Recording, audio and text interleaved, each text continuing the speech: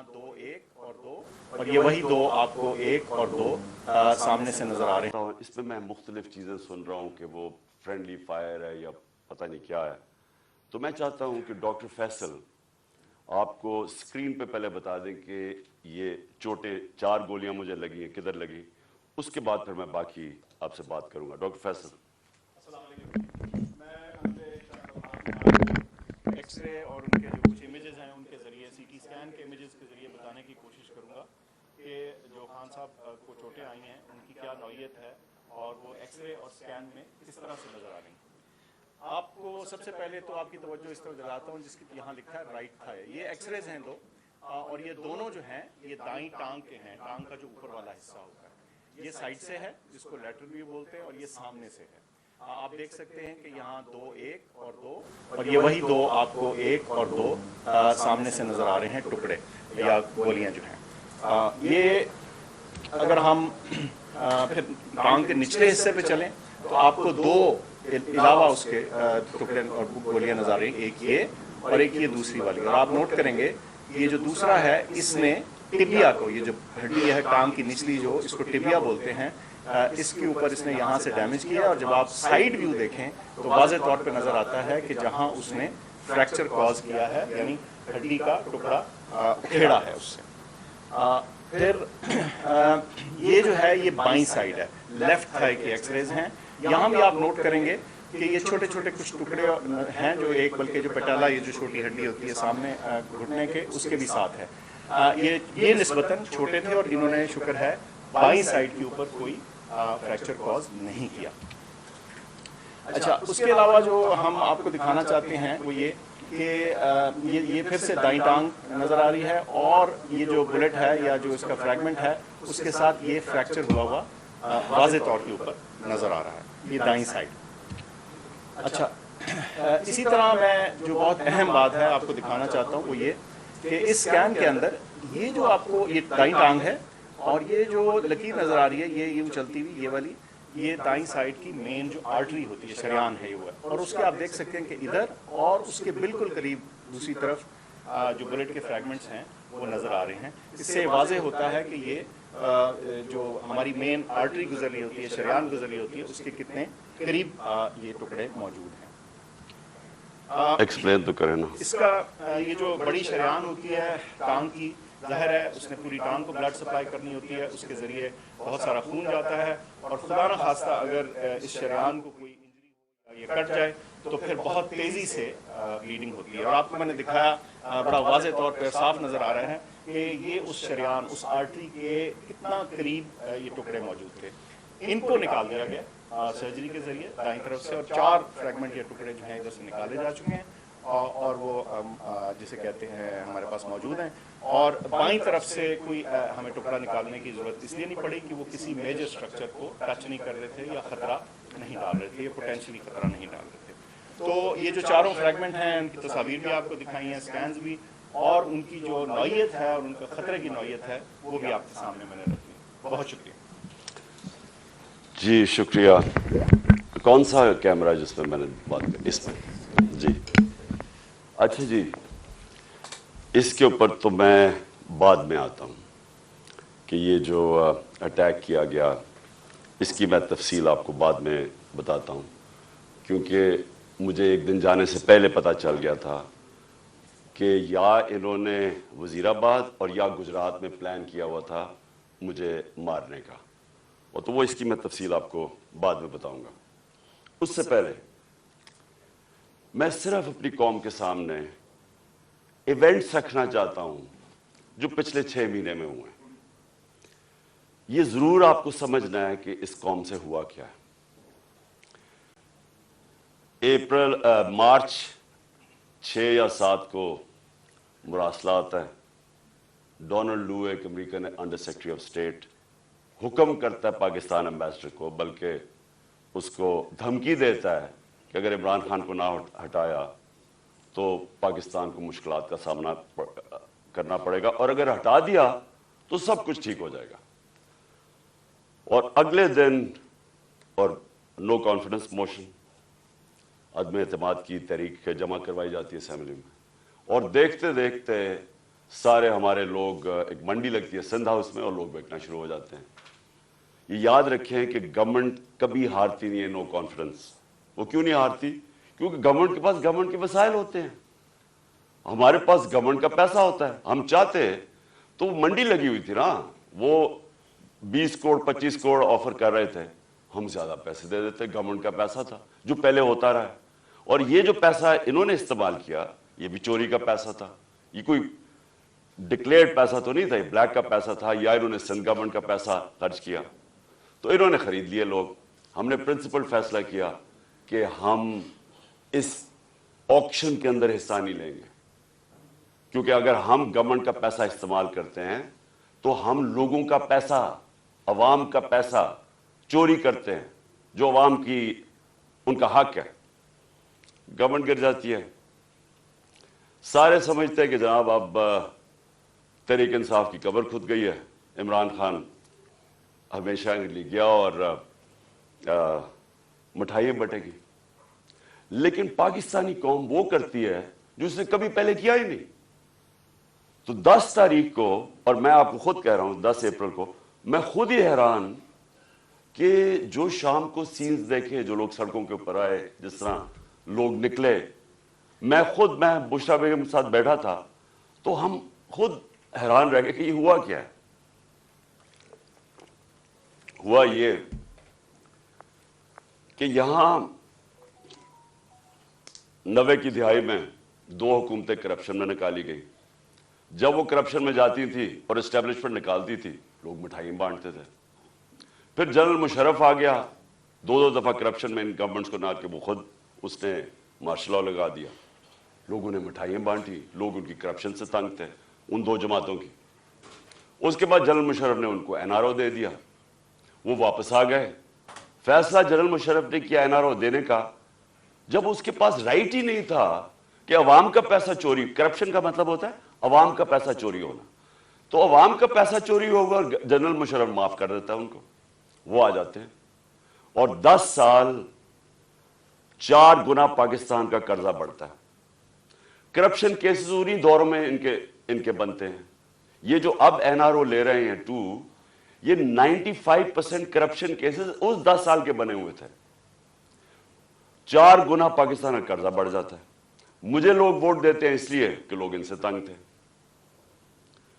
اور اس کے بعد وہی اسٹیبلشمنٹ فیصلہ کرتی ہے کہ اب چینج کی وقت آ گیا اور وہ ان کو واپس لے آتی ہے. اور یہی کانسپریسی ہوتی ہے باہر، ایک بیرونی کانسپری اندر، اور یہ فیصلہ ہو جاتا ہے. کہتے ہیں جی ہم نیوٹرل ہو گئے ہیں. نیوٹرل کا کوئی بھی مطلب لے لیں، مطلب تو یہ ہے کہ انہوں نے پتا تھا کہ سازش ہو رہی ہے، راستہ نہیں روکا. یہ آ جاتے ہیں. اب ہوتا کیا ہے، اسٹیبلشمنٹ کو اس ملک میں عادت پڑ گئی تھی کہ جدھر وہ لوگوں کو دھکیلیں گے لوگ ادھر چلے جائیں گے. جب وہ چینجز لے کے آتے ہیں مٹھائیاں بنتی ہیں. اسٹیبلشمنٹ کو یہ عادت تھی. ان کو ایک دھچکا پڑا کہ اس باری پاکستانی قوم نے فیصلہ کیا کہ نہیں، یہ جو 30 سال سے ملک کو چوری کر رہے ہیں ہم ان کے ساتھ نہیں جانا چاہتے. اور اس لیے وہ پبلک سڑکوں پہ آ گئی. میں نے عوام سے میں اٹھا ہوا ہوں. میں نے تو کوئی کسی ملٹری اسٹیبلشمنٹ کے اندر میری پارٹی تو نہیں بنی تھی جس طرح نواز شریف بنا تھا یا جس طرح ذوالفقار علی بھٹو بنا تھا. میں تو 22 سال سٹرگل کر کے عوام سے اوپر آیا تھا. تو میں نے تو عوام میں واپس جانا تھا. اور عوام نے جس طرح میں اب کیا کہوں، میری پذیرائی کی، جس طرح انہوں نے میری حوصلہ افزائی کی، میں تو خود ہی اس پہ بھی حیران رہ گیا. گرمی کی انتہا. یعنی اس باری اپریل اور مئی دنیا میں کہتے ہیں کہ پاکستان سب سے گرم ملک تھا، اتنی گرمی تھی. اور ایک سے ایک بڑا جلسہ پبلک نے آنا شروع ہو گیا. ہم نے ایک لانگ مارچ اناؤنس کی 25 مئی کو. جب ہم نے لانگ مارچ اناؤنس کی تو انہوں نے 3 لانگ مارچز ہمارے خلاف کی. ہم نے سمجھا کہ آئین اور قانون ہمیں اجازت دیتا ہے، ہم نے ان کو کہیں روکا نہیں تھا، ہم نے ان کو اجازت دے دی تو یہ بھی میں آنے دیں گے. انہوں نے جو تشدد کیا، جو لوگوں کے گھروں میں 2 دن پہلے راتوں کے 3 بجے جا کے انہوں نے جس طرح کا تشدد کیا، نہ چادر نہ چار دیواری. लोगों को उठा उठा के लोगों को जेलों में डाला। किस वजह से? उसके बाद इन्होंने जब वो पुरअमन एहतजाज हुआ वहां इस्लामाबाद में, उनके ऊपर शेलिंग, फैमिलीज निकली हुई हैं, उनके ऊपर उन्होंने शेलिंग की। और हम हैरान कि क्या इनके लिए जायज है लॉन्ग मार्च और हमारे लिए नहीं है?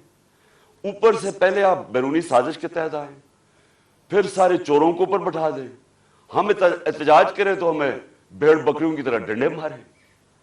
तो उसके बाद इन्होंने समझा कि पार्टी बिल्कुल ही खत्म हो जाएगी, मम्मी डैडी पार्टी है, यहाँ तो औरतें बच्चे आते हैं, तो इन्होंने समझा कि खत्म हो जाएगी। और ये समझे नहीं पाकिस्तानी कौम को, क्योंकि बंद कमरों में जब फैसले होते हैं आपको नहीं पता कि ग्राउंड के ऊपर क्या हो रहा होता है। जो इंफॉर्मेशन ये लेते हैं, अगर इनकी इंफॉर्मेशन ये करेक्ट होती तो इस मुल्क में इतने ज्यादा हादसे ना हुए होते। इंफॉर्मेशन किधर से आती है, ग्राउंड का सिचुएशन नहीं पता। जब देख रहे हैं कि पब्लिक निकली हुई है और उन्होंने रिजेक्ट कर दिया इनको, कौम नजर आ रहा है कि इंपोर्टेड गवर्नमेंट को रिजेक्ट कर रही है, बजाय वो साइंस देखने के लिए जिस तरह भेड़ बकरियों को मार मार के सीधे नहीं करते, वो शुरू हो गया करना। बाय इलेक्शन आया 17 जुलाई को। 17 जुलाई के बाय इलेक्शन में सारी गवर्नमेंट की मशीनरी इस्तेमाल हुई। इलेक्शन कमीशन ने हर किस्म की धांधली की इनके लिए। ईवीएम मशीन उसने इसलिए नहीं आने दी क्योंकि इन दोनों पार्टीज ने जाली वोट्स रजिस्टर करवाई हुई हैं हर हल्के में। नहीं तो कॉमन सेंस है कि सारी टेक्नोलॉजी का इस्तेमाल करें। जो 2015 के अंदर जो जुडिशल कमीशन बैठी थी धांधली पे, उसमें एक चीज वाज़ेह होगी कि अगर आप ईवीएम मशीन ले आए तो 90% धांधली खत्म हो जाती है। इन्होंने जान के नहीं आने दी, इस इलेक्शन कमीशन ने रोका। इन दोनों पार्टीज, इन्होंने मुखालफत की और हैंडलर्स ने मुखालफत की, क्योंकि मैनिपुलेट नहीं हो सकते इलेक्शन। उसके बाद बटन दबाओ तो रिजल्ट आ जाता है। हम हैरान, हम चाह रहे फ्री एंड फेयर इलेक्शन। पहली दफा गवर्नमेंट ने कोशिश की और इन्होंने अपोज किया। उसके बावजूद पीटीआई स्वीप कर जाती है, तहरीक इंसाफ जीत जाती है, सारे दंग रह जाते। फिर भी साइंस नहीं पढ़े कि कौम किधर खड़ी है। उसके बाद मजीद और प्रेशर, धमकियां, और उसके बाद क्या होता है कि एक चेंज होता है, एक हैंडलर आ जाता है Islamabad, Faisal, general Faisal, major general Faisal. वो कह के आता है कि मैं अब तुम्हें बताऊंगा कि मैं कैसे इनको सीधा करता हूं। और सख्तियां शुरू हो जाती हैं।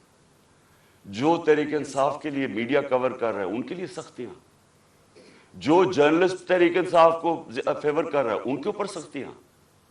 हमारे मेंबर्स को अप्रोच किया जा रहा होता है कि आप हमारे एमपीज को, ये जरा सुने, एमपीज को डराया धमकाया जा रहा है कि इसको छोड़ो इमरान खान को। क्या डराया धमकाया जा रहा है? कि हमारे पास हमारे करप्शन केसेस है। अगर वो नहीं मिल रहा है तो हमारे पास वीडियोज हैं, आपकी गंदी वीडियोज हैं, वो हम तो ब्लैकमेल करने के लिए। ये तमाशा हो रहा पाकिस्तान में कि हमारी अपनी एजेंसीज अपनी डेमोक्रेटिक प्रोसेस को चलने नहीं दे रही और ये इस्तेमाल कर रही है। बजाय रियलाइज करें कि आपने गलती कर दी है। लोग चोर नहीं एक्सेप्ट कर रहे हैं, उसके बावजूद एक गलती को दोहराते जा रहे हैं और फोर्स करते जा रहे हैं लोगों को। धमकियां आनी शुरू हो गई। मुझे तब पता चला कि मेरे ऊपर एक इन्होंने प्लान बनाया, क्योंकि आप रुक, अच्छा, फिर इलेक्शन कमीशन को इस्तेमाल किया जा रहा है, किसी तरह इमरान खान को डिस्क्वालीफाई करो। फॉरेन फंडिंग केस, पता चला वो फॉरेन फंडिंग ही नहीं है, उसको हमें लटकाया कि फॉरेन फंडिंग में अब पार्टी जाएगी। पता चला वो प्रोहिबिटिव फंडिंग है, उसके अंदर पार्टी डिस्क्वालीफाई नहीं हो सकती। उधर से चेंज करके तोशा खाना आ गए। तोशा खाना का सारा रिकॉर्ड तोशा खाना के अंदर पड़ा है। जो चीज भी है वो उसके अंदर पड़ी है, उसमें कोई गुंजाइश ही नहीं है चोरी की। अगर आप है तो वो एकदम पकड़े जाती है। तोशा खाना केस चला गया, उसमें जी अब तोशा खाना में डिस्क्वालीफाई कर देता है। वो वकील जाके उससे पूछ रहा है कि किस बेसिस पे एक इलेक्शन कमीशन ने डिस्क्वालीफाई कर दी। क्यों जी? वो वहां नवाज शरीफ का हुक्म आया हुआ है कि इमरान खान को, हमें इकट्ठा लेवल प्लेइंग फील्ड दो। वो आदमी जो अरबों रुपया इस मुल्क का चोरी करके बाहर लेके जाता है, जो हुदैबा पेपर मिल्क, ये हुदैबा पेपर मिल्क समझ लें, इसहाक डार ने जज के सामने अपनी फ्री विल से स्टेटमेंट दी हुई है, जिसको सेक्शन 164 कहते हैं। 164 बयान जो है वो जेल में नहीं दिया जाता, वो आप जज के सामने जाके कन्फेस करते हैं कि ये मैंने किया है। तो ये 25 अप्रैल 2000 में इसहाक डार वहां बयान देता है कि मैं शरीफ खानदान के लिए पैसे चोरी, इनके चोरी का पैसा मनी लॉन्डर करता हूं इंग्लैंड।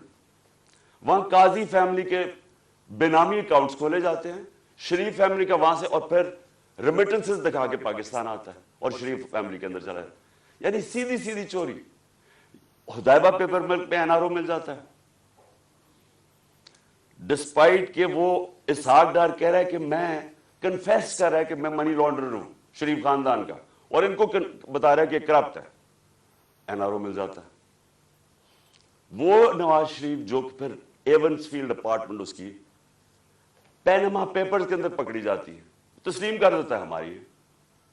अब पैसा किधर से आया वो बता नहीं सकते, कभी कतरी खाता जाता है, फिर एक कोई फेक डीड आ जाती है, ट्रस्ट डीड, वो क्लेबरी फॉन्ट वाली, झूठ पे झूठ बोले जा रहे हैं। आज तक एक डॉक्यूमेंट नहीं बताई कि लंदन के सबसे महंगे इलाके में 4 अपार्टमेंट्स आपकी जो आप तस्लीम कर रहे हैं हमारी हैं,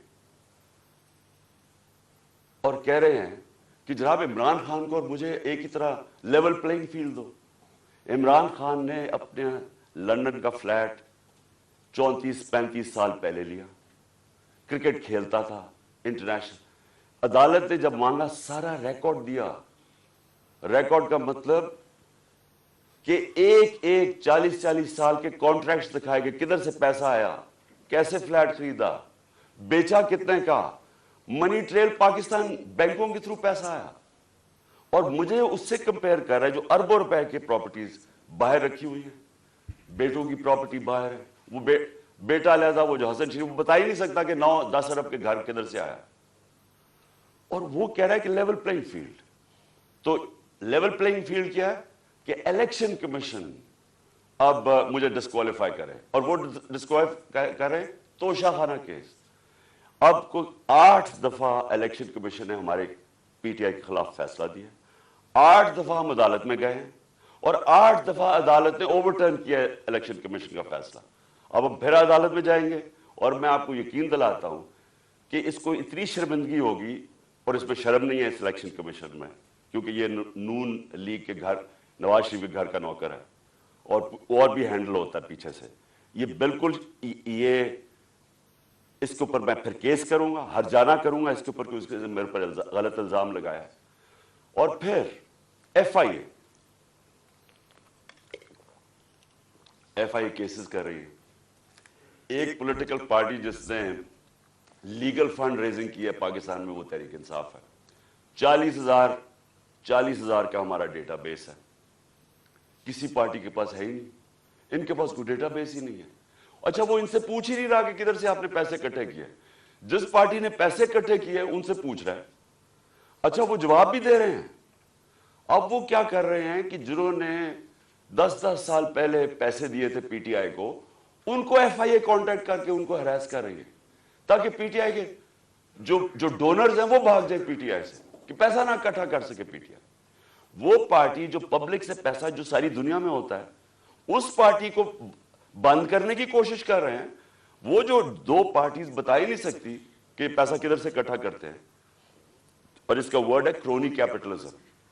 ये पहले बिजनेसमैन के साथ बिजनेस करते हैं, और फिर उनसे फिर उनको पैसे, उनको मौका देते हैं पैसे बनाने का, फिर उनके साथ या प्रॉफिट शेयरिंग करते हैं, और फिर उन्हीं से डोनेशन ले लेते हैं। इनके पास तो डोनर बेसिक कोई नहीं है। हम क्यों फैसले कर सकते हैं पब्लिक के लिए? हम क्यों बड़े बड़े माफियाज के खिलाफ खड़े हुए, जिस तरह शुगर माफिया? क्योंकि हमारे पास पब्लिक का डोनर बेस है, हम पब्लिक से पैसे इकट्ठे करते हैं, इसलिए पब्लिक के इंटरेस्ट के लिए खड़े हो सकते हैं। ये है छोटी सी एलीट इंटरेस्ट प्रोटेक्ट करने के लिए माफियाज के साथ आई। तो एफआईए हमारा नुकसान पहुंचा रही है हमें, कि हमारे केसेस हमारे, ताकि हमारे डोनर्स भाग जाए। उसके अलावा इन्होंने सहाफ़ियों से क्या किया? जब से ये आए हैं Faisal, general Faisal, major general, जो सहाफ़ियों से किया इन्होंने, ये पाकिस्तान, मुशर्रफ के मार्शल लॉ मुझे याद है, मुझे उसने जेल में डाला, लेकिन मुशर्रफ का मार्शल लॉ लिबरल था। इसके मुकाबले में जो आजकल हो रहा है, जो सहाफ़ियों से हो रहा है, जो इमरान रियाज, उसको पकड़ के जेल में, फिर याज अमीर उसको मार पिटवाई, जलील करवाया, समी इब्राहिम सीनियर रिस्पेक्टेड लोग, उसको गुलाम हुसैन चौधरी तकरीबन 80 साल का, उसको पकड़ के जेल में डाल दिया। और जो अरशद शरीफ से किया, यानी ये कौम कभी माफ ही नहीं करेगी उन लोगों को जिन्होंने अरशद शरीफ मेरी नजर में पाकिस्तान का नंबर 1 इन्वेस्टिगेटिव जर्नलिस्ट था और नंबर 1 क्रेडिबिलिटी थी। सबको पता था कि ये बिकता नहीं है, सबको पता था इसका खौफ किसी से नहीं। उससे जो किया है, मुल्क से बाहर भाग, मुझे पता है उसके पीछे कौन पड़ा हुआ था। अरशद शरीफ के घर वालों को पता है कि कौन पड़ा हुआ था उसके पीछे, सहाफियों को पता है कि कौन उसके पीछे पड़ा हुआ था, कि क्यों उसको मुल्क छोड़ के जाना पड़ा, और फिर क्यों वो दुबई से आगे जाना पड़ा उसको।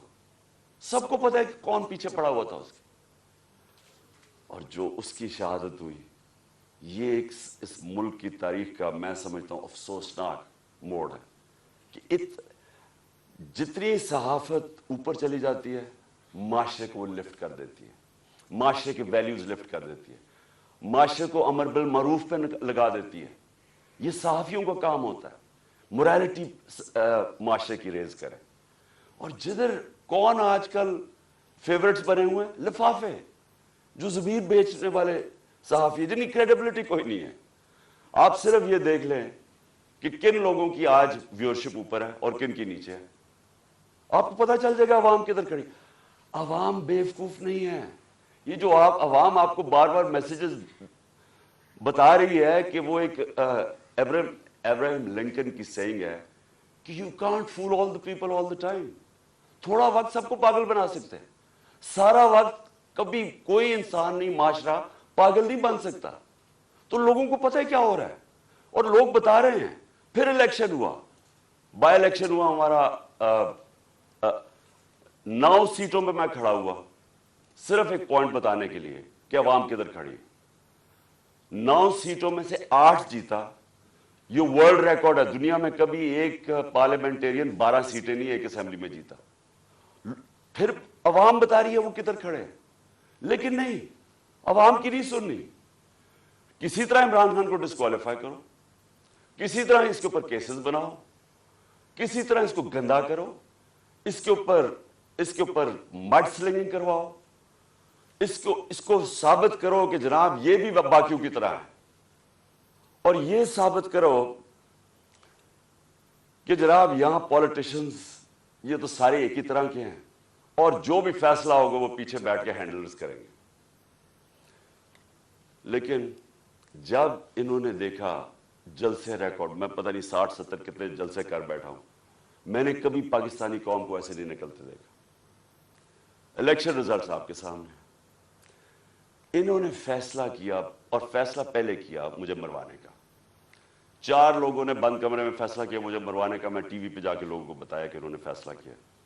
मैंने वीडियो बनाई, 4 लोगों के नाम मैंने दिए, मैंने वीडियो बाहर रखी हुई है कि अगर मुझे कुछ हुआ ये वीडियो रिलीज करेंगे, ताकि ये 4 लोग ये ना हो कि यहाँ हमेशा कोई मर जाता है तो उसका कोई पूछता नहीं है बाद में। तो मैं कहा ताकि कौम, दुनिया को पता हो, मेरे मुल्क को पता हो कि किसने ये किया है।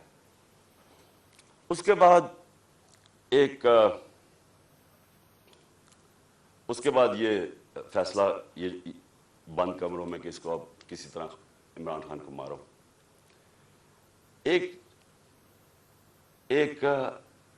अच्छा, और मुझे खबरें किधर से आती है, अब मैं ये भी आपको बता दूं कि मुझे कैसे पता चलता है। एक तो मैं गवर्नमेंट में 3.5 साल रहा, मेरी रिलेशनशिप्स हैं, इदारों के अंदर लोगों को मैं जानता हूं, एजेंसीज के अंदर लोगों को मैं जानता हूं।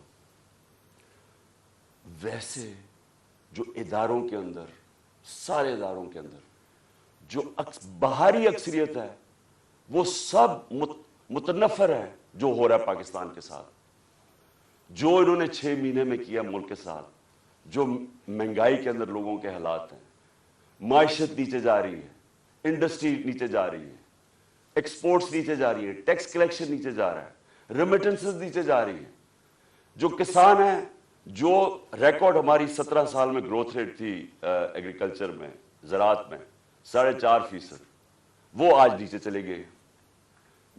تو لوگ ان سے تنگ ہیں، اور لوگ مجھے بتاتے ہیں کہ یہ کیا سازشیں چل رہی ہیں۔ تو دوسری انہوں نے سازش کیا کی، انہوں نے، اور اس کے اوپر اب میں آنے لگا ہوں، یہ جو ہوا، یہ جو مجھے یہ گولیاں لگی، یہ سازش کیا تھی؟ انہوں نے فیصلہ کیا کہ ایک ایسا سلمان تاثیر ٹائپ قتل کرو عمران خان۔ اس کے اوپر پہلے اسے کہو کہ جناب یہ اس نے مذہب کی توہین کی ہے یا توہین رسالت کی ہے، اس کے اوپر کوئی انہوں نے ٹیپس ٹوپس بنائی، انہوں نے وہ ریلیز بھی کی، وہ لوگ چلائے، اور وہ نون لیگ کے لوگ اس کو پروجیکٹ کرنا شروع ہو گئے۔ پتا تھا مجھے کہ کون اس کو پروجیکٹ کر رہا ہے۔ ہمیں یہ اتنا آسان ہے آج کل کے زمانے میں پتہ چلوانا، کیونکہ یہ تو ڈیجیٹل ورلڈ ہے، آپ پتہ چلوا سکتے ہیں کس اکاؤنٹ سے چیزیں پروجیکٹ کی جا رہی ہیں۔ تو یہ پہلے تو یہ پروجیکٹ کیا گیا کہ عمران خان نے دین کی توہین کی ہے۔ اس کے بعد پلان ان کا یہ تھا، جو انہوں نے کیا اس دن یہ وزیر آباد میں، کہ کہیں گے جی دینی انتہا پسند عمران خان کو قتل کر دیا جس طرح سلمان تاثیر کو کیا، کیونکہ اس نے کوئی مذہب کی توہین کر دی۔ یہ پلان بنا۔ میں نے یہ پلان جلسے کے اندر 24 سپٹمبر کو عوام کے سامنے رکھا، اور میں یہ چاہتا ہوں کہ یہ بالکل اسی اسکرپٹ کے اوپر ہوا جو کہ وزیر آباد میں ہوا ہے۔ تو یہ پہلے ذرا میں چاہتا ہوں آپ سارے یہ ذرا ایک دفعہ دیکھیں کہ یہ ہوا کیا تھا، یہ میں نے کیا کہا تھا 24 سپٹمبر کو۔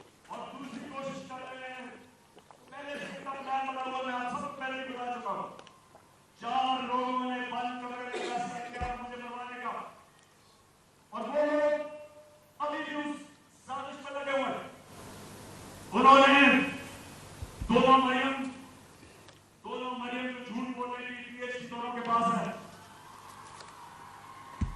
ان کو جاوید الدین کو انہوں نے ان سے پریس کانفرنس کروائی، اور پریس کانفرنس کروائی ایسی کہ عمران خان خدا را خواستہ اس نے مذہب کی توہین کی ہے، اور پھر ان کی کوشش ہے کہ اس کی وجہ سے اگر کوئی بھی میرے اوپر واردات ہو تو کہیں گے کہ مذہبی جنونی نے کر دیا، کہیں گے کہ کوئی دینی انتہا پسند ہے اس کو مار دیا۔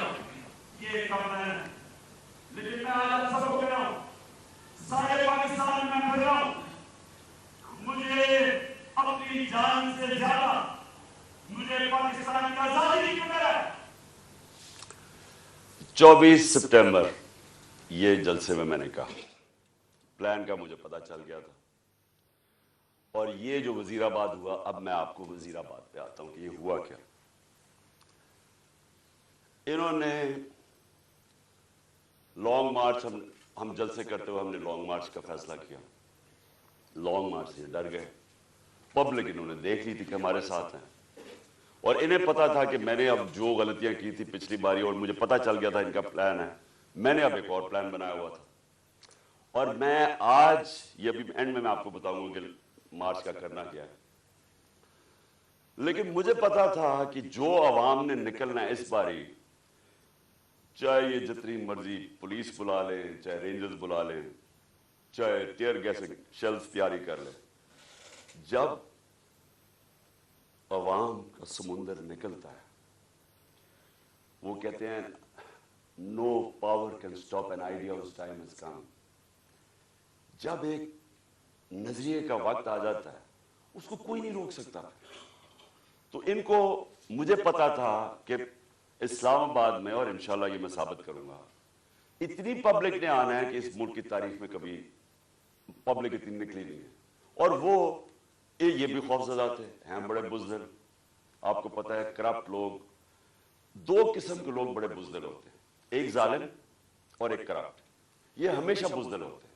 करप्ट इसलिए कि उन्होंने पैसा बचाना होता है, क्योंकि उन्होंने चोरी का पैसा बनाया होता है, सारा वक्त डर होता है कि कहीं चोरी का पैसा ना चला जाए, और वो फिर उस पैसे को बचाने के लिए हर इंतहा पे जाते हैं।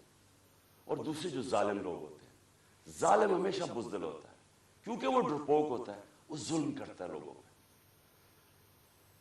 अब 3 लोगों ने ये प्लान बनाया, और मुझे क्या, अच्छा ये वो 3 लोग नहीं हैं जो 4 लोगों के मैंने नाम पहले बताए थे, जिन्होंने पहले फैसला किया था, जिनके ऊपर मैंने टेप बनाई, ये 3 और हैं।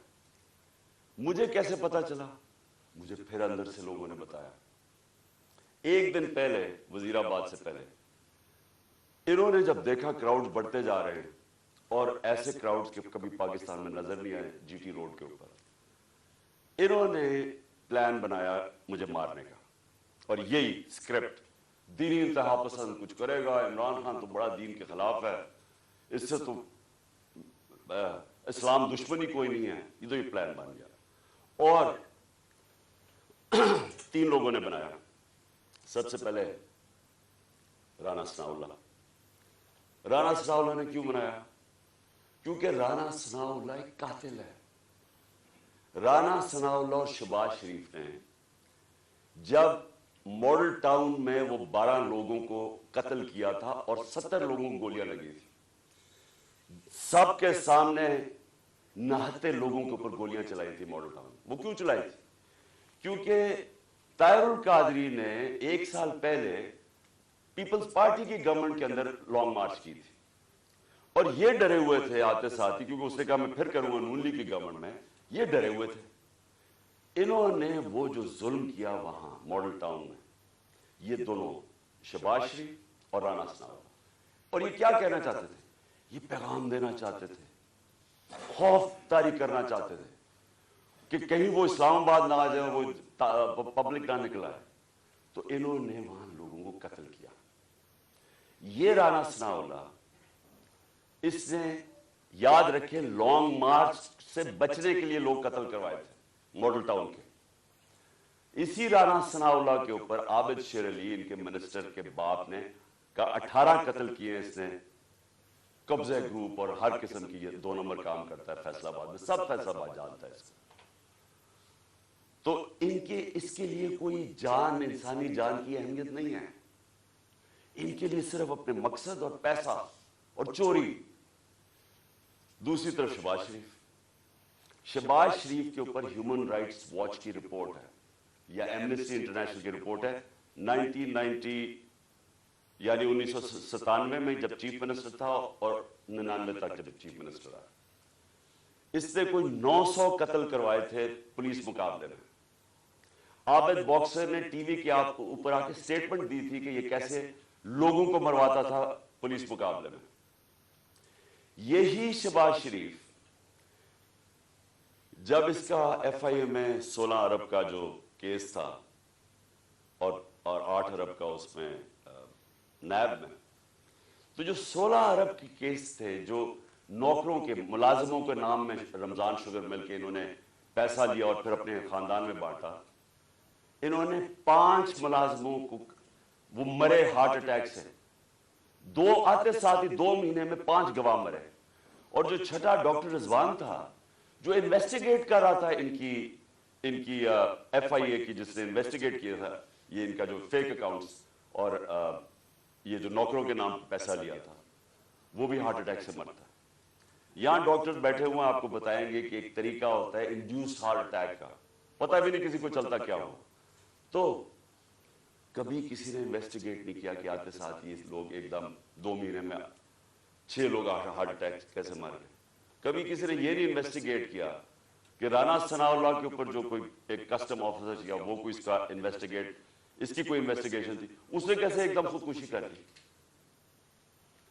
उसके बाद ये 2 इन्होंने इस प्लान के अंदर ये शामिल हुए, और साथ मिल गया इनके जनरल, मेजर जनरल फैसल। क्यों फैसल? इसलिए मिल गया, एक तो डर्टी हैरी के ऊपर वादा करके आया था कि फिक्र ना करो, मैं इनको ठीक करता हूं, आप मेरे पे छोड़ दें, मैं इनको इस पार्टी को ठिकाने लगाता हूं। और उस जो मैंने शुरू में बताया कि धमकियां, ये वो جو اس نے ظلم کرنا ہے، سوشل میڈیا کے لوگوں کو، بچوں کو اٹھا لیں کہ تم نے یہ کیوں کیا، مار کے پھیٹا پوڈا لگا کے ان کو گھر لے آئے، گھر بھیج دیں. خوف پھیلایا ہوا کہ فکر نہ کرو. جس طرح ہم کوئی دشمن ہیں، ہم کوئی بیرونی لوگ ہیں جو کہ ملک کے غدار ہیں، اس طرح ٹریٹ کیا. تحریک انصاف جو مدد کرے یہ جناب فیصل صاحب ہم کریں گے. اور اس نے کیا کیا، پہلے شہباز گل، اس کو اس نے اٹھایا، ٹارچر کیا، اس کو ننگا کیا، تصویریں کھینچی، تشدد کیا، اور اس کا جو ابھی تک وہ ریکور نہیں کیا جو اسے کیا. اس کے بعد وہ ایک سلمان فاروقی جرنلسٹ، اس کو پکڑ کے وہی ننگا کر، جمیل فاروقی، اس سے وہ ہوا. پھر اعظم سواتی سے جو ہوا، اور اعظم سواتی کا ریئیکشن جو آیا، اور جو اعظم نے کھل کے اس کا نام لیا، اس سے پہلے تو کوئی نام ہی ڈرتے ہوئے جنرل فیصل کا نہیں لیتا تھا. اعظم سواتی اس جگہ پہ پہنچ گیا کہ اس نے کہا کہ اس سے بہتر ہے کہ میں مر جاؤں، جو انہوں نے مجھے ذلیل کیا ہے. بچوں، اپنی پوتی اور پوتوں کے سامنے مارا 75 سال کے آدمی کو. پھر اس کو حوالے کیا انہوں نے یہ ایف آئی اے نے حوالے کیا اس کے جنرل فیصل کے لوگوں کو. اس نے پھر اس کے اوپر ننگا کر کے اس کو ذلیل کیا اور مارا. اعظم سواتی نے کھل کے سامنے آ گیا، عدالت میں جا کے چیف جسٹس کو کہہ رہا ہے، سینٹ میں، انٹرنیشنلی ساری دنیا کے اندر پاکستان بدنام ہوا، پاکستان کی فوج بدنام ہوئی. کیا آیا کہ جی ایک سینیٹر کو تشدد کیا گیا اس لیے کہ اس نے فوج کی تنقید کر دی، جمہوریت کا مذاق اڑا ساری دنیا میں. اب وہ ایشو بیٹھ نہیں رہا اعظم سواتی کا، وہ آگے لے کے جا رہا ہے. اعظم سواتی کھڑا ہو گیا، عدالت میں جا رہا ہے، اور ساتھ ہمارا اب یہ مارچ نکلا ہے. تو فیصل ان کے ساتھ مل گیا، ان تین نے فیصلہ کیا مجھے قتل کرنے کا. اور پھر ہوا کیا، اب میں آپ کو ڈیٹیل دیتا ہوں. اس دن ہوا کیا، اس دن میں جب کنٹینر پہ تھا تو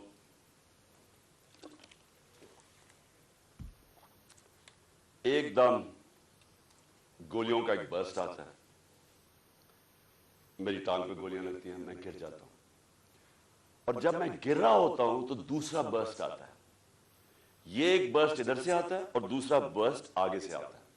دو آدمی تھے، اور جب میں گر رہا ہوتا ہوں تو میرے اوپر سے گولیاں جاتی ہیں. یعنی کہ اگر یہ سنکرونائز کر دیتے، میرے خیال میں ان کا اس میں نے بچنا ہی نہیں تھا. اگر یہ دونوں جو میرے کنر نے کٹھے اگر مارنا تھا تو اس نے ادھر سے مارنا تھا، تو یہ تو جدھر سے اس نے مارنا تھا اس نے بچنا ہی نہیں تھا، کیونکہ سامنے سے مارنا تھا، وہ سائڈ سے مارا تھا. تو جب میں گر رہا تھا تو اوپر سے گولیاں گئی. اور پھر بھی کیونکہ میں گر گیا تھا، میرے خیال میں اس نے سوچا ہوگا، اوپر جو بیٹھا ہوا تھا اس نے سوچا کہ اب یہ مار گیا، اور وہ وہاں سے چلا گیا. اب جو چیز سمجھنے کی ہے وہ یہ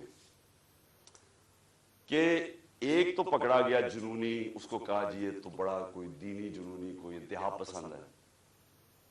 یہ انتہا پسند نہیں ہے، اس کے پیچھے پورا پلان تھا.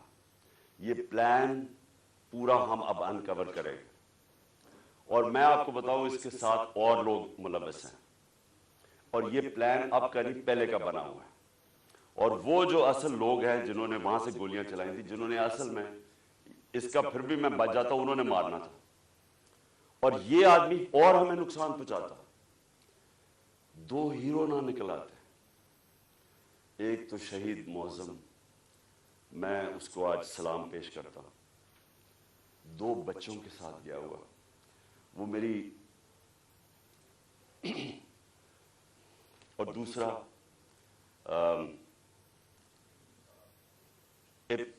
ابتسام، جس طرح اس نے پکڑا اور جس طرح اس کی اگر دلیری نہ ہوتی تو اس نے بس مار دیتا تو اور تباہی کر سکتا تھا. 11 لوگوں کو گولیاں لگی. और एक हमारा मोज़म शहीद हुआ। अब हमने FIR रजिस्टर करने की कोशिश की है, सब डरते हैं क्योंकि कई इदारे ये कानून से ऊपर है। मैं आज जनरल बाजवा से सवाल पूछता हूं कि क्या फौज का वकार ऊपर जाएगा या नीचे जाएगा अगर जो आपकी फौज पे काली भेड़ें गलत काम कर रही हैं, जुल्म कर रही हैं, इंसानों पे तशद्दुद कर रही हैं, अगर आप उनके ऊपर एक्शन लेंगे तो फौज का वकार ऊपर जाएगा, लोग इज्जत करेंगे फौज की। लेकिन अगर ये है कि फौज में ऐसे लोग बैठे हैं जो हमें भेड़ बकरियों की तरह समझ रहे हैं, मार धाड़ करके, डरा धमका के, अगर समझ रहे हैं कि इस तरह फौज का वकार ऊपर चला जाएगा, तो नफरतें बढ़ रही हैं। आपके एक मेजर जनरल ने, जो मेरे ख्याल में गद्दारी में पकड़ा गया, अमेरिका के लिए गद्दारी कर रहा था, आपने उसको सजा दी, फौज का वकार ऊपर गया, गलत काम कर रहा था। तो क्या ये अब मेजर जनरल फैसल इसकी तफ्तीश होने देंगे आप? और क्या इस मुल्क में अब तफ्तीश हो सकेगी जब जनरल फैसल के ऊपर इल्जाम है, इंटीरियर मिनिस्टर सनाउल्लाह के ऊपर इल्जाम है, और तीसरा प्राइम मिनिस्टर शहबाज शरीफ के ऊपर इल्जाम है? कैसे तफ्तीश होगी? जब तक ये 3 लोग रिजाइन नहीं करते, तफ्तीश होगी कैसे? और इधर मैं जनरल बाजवा आपसे भी फौज के वकार के लिए कह रहा हूं कि ये पाकिस्तानी फौज को नुकसान पहुंचा रहे हैं इस तरह की काली भेड़ें, ये जो समझते हैं कि हम इंसान ही नहीं हैं, भेड़ों को कभी इधर मोड़ दो कभी उधर मोड़ दो, आज वो चोर हैं, कल वो NRO मिल गए तो अच्छे हो गए हैं, आज फिर आप उनको चोर बना देंगे, कल फिर भेड़ी। हम इंसान हैं, इंसानों को जानवरों की तरह ना ट्रीट करें। और इंसान किसी वक्त आके खड़ा हो जाता है, और ये कौम खड़ी हो गई है। ये मैं आज आपको बता दूं, 2 रास्ते अब इस कौम के सामने, या एक पुरअमन इनकलाब आएगा और या खूनी इनकलाब आएगा, और तीसरा रास्ता नहीं है। क्योंकि मैंने 6 महीने में इस कौम को जागते देखा है, कौम खड़ी हो गई है। ये जो शऊर का जिन है, ये बोतल से निकला है, ये अंदर नहीं जाने लगा। अब फैसला सिर्फ ये कर लें कि हम पुरअमन तरीके से इस मुल्क के अंदर चेंज लेके आएंगे, जो कि बैलेट बॉक्स के जरिए आएगा, साफ और शफाफ इलेक्शन के लिए, या वो जो ईरान में हुआ था होगा, तबाही होगी, जो श्रीलंका में लोग सड़कों पे आ जाएंगे, केओस होगा। ये जमात जिसको इन 3 लोगों ने मुझे कत्ल करने की कोशिश की और अल्लाह ने बचाया, जिस तरह अभी डॉक्टर फैसल ने कहा कि ये जो गोली मेरी ये इधर ऊपर की टांग पे लगी, वो एक गोली मेरी जो वो असल आर्टरी है उसके नीचे से निकल गई और एक उसके पास आके रुक गई। अगर वो रप्चर हो जाती तो 20 मिनट में इंसान मरता है, 20 मिनट में सारा खून निकल जाता है। अगर तो सीधा हॉस्पिटल ना हो, 20 मिनट में मर गया आदमी। तो अल्लाह ने अगर मुझे ये बचाया है, जो मुझे आज जिंदा रखा है, ये सिर्फ अल्लाह का करम है। इन्होंने तो पूरी कोशिश, कोई कसर नहीं छोड़ी थी। इन्होंने तो एक इधर से और उधर से सामने वाले ने मारना था। और फिर सवाल मैं पूछता हूं, सबसे बड़ी पाकिस्तान की पॉलिटिकल पार्टी, उसके सरबराह, जो वाहिद फेडरल पार्टी रह गई है पाकिस्तान में, ये 2 फैमिली पार्टी सुकड़ के छोटी छोटी पार्टीज रह गई हैं। मैं चैलेंज करके जाऊंगा सिंध में, और इंशाल्लाह ये जरदारी माफिया को सिंध में हरा के दिखाऊंगा आपको। सिंध के लोग इससे तंग हैं, उनको सबसे ज्यादा गुलाम उधर बनाया हुआ, उनको वो सबसे ज्यादा आजादी तलब कर रहे हैं। और ये शरीफ खानदान, मैं चैलेंज करता हूं, ये किसी सीट पे मेरे से मुकाबला करे। नवाज शरीफ आए, कहते हैं ना उसे आए, इतनी कोशिशें कर रही हैं, NRO सबको दे दिया है, सारे चोरों को, मनी लॉन्ड्रर सारों की ईद हो गई है। वो कहती है Maryam level playing field, challenge करता हूं किसी सीट पे पंजाब में मेरे से मुकाबला कर रहे, क्योंकि पब्लिक चेंज हो गई है। यहां एक जागी हुई कौम है, इनको भेड़ों की तरह ना ट्रीट करें। اور چیف جسٹس صاحب میں آپ سے مخاطب ہوں. دیکھیں یہ ملک ترقی نہیں کر سکتا جب تک رول آف لا نہیں ہوگا. میں ساری دنیا پھرا ہوں, 70 سال میری عمر ہے. میں نے مغربی دنیا اندر سے دیکھی ہوئی ہے. میں جب 18 سال کا انگلینڈ گیا تو میں نے پہلی دفعہ رول آف لا دیکھا. مجھے تو پتہ ہی نہیں تھا کیونکہ ہم تو ملٹری ڈکٹیٹرشپ میں بڑے ہوئے تھے یہاں 60s میں. تو پہلی دفعہ میں نے ایک فلائی ریاست دیکھی, وہ کیا ہوتی ہے, اور رول آف لا دیکھا کہ قانون سب کے لیے ایک برابر. کوئی طاقتور وہاں قانون کے اوپر نہیں تھا, کوئی وہاں قبضہ گروپ نہیں تھے. ان کی عدالتیں ان کو ان کمزور کی حفاظت کرتی ہیں. وہاں اگر آپ کے پاس پیسے نہیں ہیں لیگل ایڈ دیتی ہیں کہ ایک عام آدمی جا کے عدالت میں کیس لڑ سکے. وہاں کسی کی جرت نہیں ہے, کسی طاقتور کی جرت نہیں ہے کسی پہ ظلم کرے. اس لیے وہ کامیاب معاشرے ہیں, اس لیے وہاں خوشحالی ہے. میرے سامنے میری زندگی میں دیکھتے دیکھتے سنگاپور جو ایک پاکستان کا مقابلہ ہی نہیں کوئی کر سکتا تھا. پاکستان سب سے تیزی سے ترقی کر رہا تھا 60s میں. ہم تو مثال تھے دنیا کی. اور کہاں سنگاپور ہمارے ساتھ ہمارے سے نیچے شروع ہوا. آج ہمارا جو پر کیپٹا انکم ہے وہ پتہ نہیں $2000 ہوگا, سنگاپور کا $60,000 ہے. کیونکہ ان کے اسٹیٹسمن لی کوان یو نے سب سے پہلے زور لگایا قانون کی بالادستی قائم کرنے کے لیے. اور اس نے جب قانون کی بالادستی ہوتی ہے تو کرپشن ختم ہوتی ہے. کرپشن تب ہوتی ہے جس ملک کے اندر قانون کی حکمرانی نہیں ہوتی, جب کوئی قانون سے اوپر نہیں ہوتا, جب کسی کو NRO نہیں ملتا, جب لوگوں کو پتا ہوتا ہے کہ آپ جرم کریں گے, آپ جتنے بھی طاقتور آپ کو سزا ملے گی. صرف تب ایک معاشرے کے اندر انصاف ہوتا ہے اور وہ معاشرے میں پھر خوشحالی آتی ہے. ہمارے نبی صلی اللہ علیہ وسلم نے مدینہ کے اندر غربت تھی لیکن انہوں نے پہلے انصاف قائم کیا, عدل اور انصاف. فلائی ریاست بنائی اور عدل انصاف قائم کیا. رحم دل ریاست بنائی اور عدل انصاف قائم کیا. اس کے بعد خوشحالی آئی, پہلے خوشحالی نہیں آئی. ہم کیوں نہیں آگے بڑھ رہے؟ میں ابھی آپ کے سامنے مثال دے رہا ہوں کہ ملک کی سب سے بڑی پارٹی کا جو سربراہ ہے اس کو انصاف نہیں مل رہا. اس کو ایسے جو میرے سے چیف جسٹس صاحب جو 6 مہینے میں میرے سے کیا گیا ہے, میں آپ کو یقین دلاتا ہوں کہ کوئی ملک اپنے دشمن سے نہ کرے. میں وہ پاکستانی ہوں, اس ملک کے سارے ہائیسٹ سول ایوارڈ جیتے میں نے. سب جانتے ہیں کرکٹ کی دنیا میں نے پاکستان کی عزت بڑھائی, کم نہیں کی. یہ شوکت خانہ میں بیٹھا ہوں, یہ انٹرنیشنل راؤنڈ ہاسپٹل ہے, 75% کینسر کے مریضوں کا مفت علاج کرتا ہے. سب سے بڑا خیراتی ادارہ ہے. دوسرا پشاور میں کھولا ہے, تیسرا کراچی میں کھول رہے ہیں جو اس سے بھی بڑا ہوگا. 2 یونیورسٹیز بنائی ہیں, القادر یونیورسٹی جو کہ 100% فری ڈگریز دے رہی ہے لیڈرشپ کے اندر, سیرت نبی کے اندر, اور دوسری طرف نمل یونیورسٹی جدھر 90% اسٹوڈنٹس کو مفت تعلیم مل رہی ہے اور 85% جیسی ڈگری لیتے ہیں ان کو نوکریاں مل جاتی ہیں. 2 یونیورسٹیز, 2 ہاسپٹل, تیسرا ہاسپٹل. یہ دنیا میں کوئی جانتے ہیں کسی پولیٹیشین نے ایک بھی بنایا ہو, کوئی اس ملک کی تاریخ میں کسی نے کچھ کیا ہو. اور پھر ایک پارٹی بنائی جو کہ سب سے بڑی آج پارٹی ہے پاکستان, 12 سیٹیں جیتا.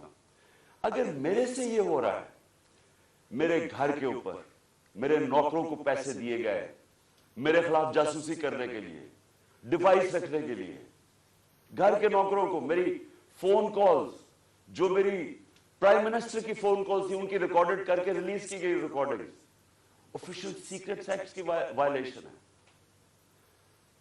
لوگوں کو جو ہمارے ڈونرز تھے ان کو ڈرایا دھمکایا گیا. ہر حربہ جو استعمال ہو سکتا ہے کہ ایک دشمن کے خلاف, وہ میرے خلاف. یعنی یہ میسج پہنچواتا ہے یہ جو الیکشن کمیشن ہے, جی میں نہیں کر رہا, پیچھے سے مجھے حکم ہے. FIA वाले जो कह रहे हैं, हम नहीं कह रहे जी हमें पीछे से हुक्म है। वो 25 मई में वो जो पुलिस वालों ने जुल्म किया था हमारे, हम क्या करें जी हमें पीछे से हुक्म है। यानी ये एक पाकिस्तान की जमहूरी पार्टी से मजाक हो रहा है, जुल्म हो रहा है, ये कौम को तबाह कर रहे हैं। कौमें तबाह होती हैं ऐसे। ईस्ट पाकिस्तान में क्या हुआ था, सबसे बड़ी जो जमात इलेक्शन जीती उसी के खिलाफ मिलिट्री एक्शन कर दिया। उनको जो राइट था उनका वो नहीं दिया। मैं 18 साल की उम्र में अंडर-19 मैच खेलने गया उधर, मार्च 1971। यहां प्रेस सेंसरशिप थी, मुझे तो पता ही नहीं था कि कितनी नफरत है वहां। क्यों नफरत थी वहां? क्योंकि हम उनको राइट नहीं दे रहे थे। वो इलेक्शन जीत गए, उनका प्राइम मिनिस्टर है। यहां फैसला हुआ जी नहीं, हमने उनको नहीं बनने देना, और हमने उसके खिलाफ मिलिट्री एक्शन कर मुल्क तोड़ दिया। उसी इस पाकिस्तान में मैं अपने पाकिस्तानियों को बताना चाहता हूं, क्योंकि ये मुझे सबसे ज्यादा तकलीफ हुई इसकी, कि 18 साल के बाद, ये 71 था, 18 साल के बाद मैं पाकिस्तान टीम कैप्टन एक बांग्लादेश एक एग्जीबिशन मैच खेलने गया हिंदुस्तान के खिलाफ। दो एग्जीबिशन मैचेस वो 2 मैचेस हम जीत गए, वो 2 मैच सीरीज जीत गए। मेरे पाकिस्तानियों, वहां जिधर नफरत थी पाकिस्तान से 1971 में, क्योंकि हम उनको राइट नहीं दे रहे थे, इंसाफ नहीं कर रहे थे, 50,000 लोगों का स्टेडियम एक ही नारा मारा, पाकिस्तान जिंदाबाद, पाकिस्तान जिंदाबाद। होटल से, जिधर हमारा होटल था और जिधर स्टेडियम था, स्टेडियम से होटल तक लोग सड़कों पे लाइनों पे खड़े हुए थे, पाकिस्तान जिंदाबाद। तो तब मुझे पता चला ये कितनी बड़ी ट्रेजेडी है कि हमने कितना जुल्म किया उन लोगों के साथ जो हमें छोड़ना नहीं चाहते थे, लेकिन हमने उनसे इंसाफ नहीं किया। अब वही करने जा रहे हैं, सबसे बड़ी पार्टी को दीवार के साथ लगा रहे हैं और उसके लीडर को कत्ल कर रहे हैं, कोशिश कर रहे हैं। क्यों? क्योंकि चोरों का टोला ऊपर जो बैठा दिया है, हम भेड़ बकरियां मान नहीं रहे इनको, इसलिए कत्ल करो इसको, जो मुल्क की सबसे बड़ी पार्टी है, ताकि अगर इमरान चला जाएगा तो पार्टी तितर-बितर हो जाएगी। जो पार्टी फेडरेशन को इकट्ठा रख सकती है वो तो सिर्फ तहरीक इंसाफ है। मिलिट्री, अगर मिलिट्री अब मुल्क को इकट्ठा रख सके तो ईस्ट पाकिस्तान ना टूटता। पॉलिटिकल पार्टीज मुल्क को इकट्ठा रखती है, मिलिट्री मदद करती है। ये उल्टा जा रहा है, ये फिर कोई तारीख से हमने कुछ नहीं सीखा। क्या होगा? मुझे पता था जिस दिन मैं निकल रहा था, मुझे पता था कि या आज या कल इन्होंने मेरे पे कोई वारदात करी है, क्योंकि मुझे पूरी मैसेज आई कि जनाब इन्होंने, अब मुझे कहा कैंसिल कर दे, अब ना जाए, इन्होंने मार देना आपको। पहले तो मैंने सोचा कि क्या ये वाकई करेंगे, क्या ये वाकई ये कर लेंगे कि ये एक मुल्क की, एक कौम को नुकसान पहुंचाएंगे अपने छोटे छोटे मफादात के लिए, वो अपने पैसे बचाने के लिए, क्योंकि उनको सारा डर ये है कि अब ये चोरी का पैसा है, ये जो NRO है हमने जो ले लिया है, अब कहीं इमरान खान आके इसको रिवर्स ना कर दे बस, तो उन्होंने तो कत्ल और जाना सलाम, इनसे क्या एक्सपेक्ट करते हैं। लेकिन ये जो फौज का जनरल, ये इनके साथ मिलके, और ये जो हमारे से हुआ है 6 महीने, मैं अपनी कौम से सवाल पूछता हूं कि क्या हम, अब हमारा अब ये सवाल है, हमने अपने आप से पूछना, क्या हमने ऐसे ही रहना या हमने अपनी तकदीर बदल के आजाद होना है? आजादी के लिए कुर्बानियां देनी पड़ती हैं। मुझे पता था कि इन्होंने वारदात करनी है, मुझे पता था एक या उस दिन होनी थी या अगले दिन होनी थी, लेकिन मेरा ये ईमान है कि अगर आप इन चोरों की गुलामी के नीचे रहना, इससे बेहतर है जिंदा ना रहो। मैं ये तय करके आया, और मैं जैसे ही ठीक होऊंगा मैं फिर निकलूंगा सड़कों पे, फिर मैं कॉल दूंगा, फिर इस्लामाबाद की मैं कॉल दूंगा, इसलिए कि इस कौम के ऊपर अगर इन चोरों ने और इन जालिमों ने हुक्मरानी करनी है, और अगर हम बाहसियत कौम इसको एक्सेप्ट कर गए, तो इसलिए पाकिस्तान नहीं बना था। ये बड़ी ख्वाब थी, इसलिए लाखों लोग मरे नहीं थे, शहादतें नहीं हुई थी। मैं लाहौर में बड़ा हुआ हूं, एक घर नहीं था जो ईस्ट पंजाब से है जिधर लोगों की कुर्बानियां, औरतें बच्चे जिस तरह कत्लेआम हुई थी। ये बड़ी कुर्बानी के बाद मुल्क बना था। कायद आजम जब पाकिस्तान लैंड किया, उन्होंने 3 हफ्ते पहले, उन्हें पता था उन्होंने जिंदा नहीं रहना।